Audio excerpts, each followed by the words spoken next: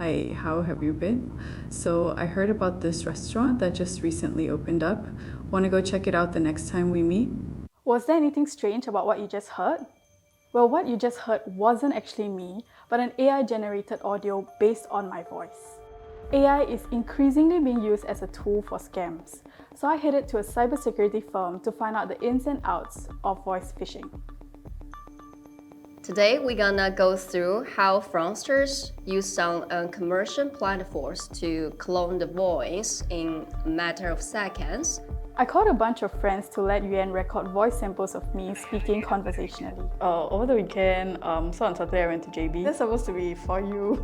That's supposed to be your question, but Yuan fed my audio samples into a voice cloning platform, and within seconds, we were able to have a cloned voice of me. You can write whatever you want here, and it will generate the content based on your voice. Today, we're conducting a little experiment on deepfake voice cloning.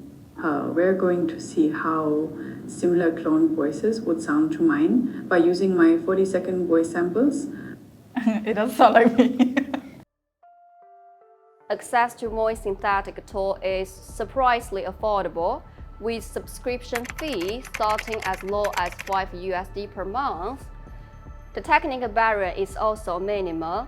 Many commercial voice cloning platforms offer user-friendly interface, allowing anyone to generate cloned voice with a few clicks, no specialized skills required. As for obtaining voice samples, social media is the primary source where people share videos, audio notes, or live streams. Other sources including radio, TV interview, webinar, or public recordings available online. In some cases, scammers record a victim's voice during a phone call to clone it and use it to scam other people. I decided to call my colleagues and friends to see if they could tell if it was me calling or AI.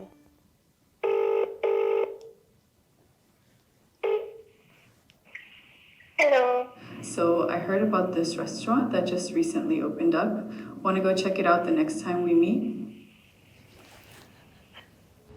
Okay, I think that's definitely not her. Yeah. It sounded like an older woman. The enunciation was a bit too clear. Like, as Singaporeans, we always speak very quickly. We are not always the best at enunciating our words, so that seemed like a very proper message. Like, it sounds a bit too perfect.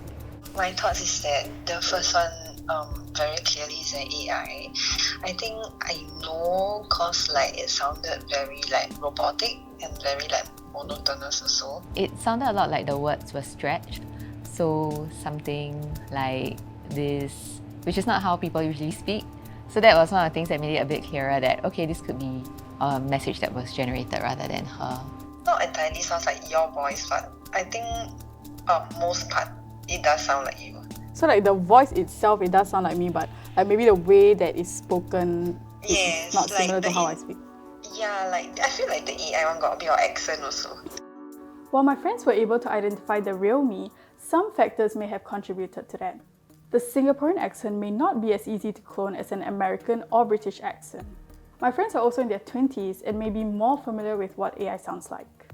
We speak to Natasha quite a lot, so we are familiar with her voice. But if this was like an acquaintance or something, then they might think that it's actually Natasha.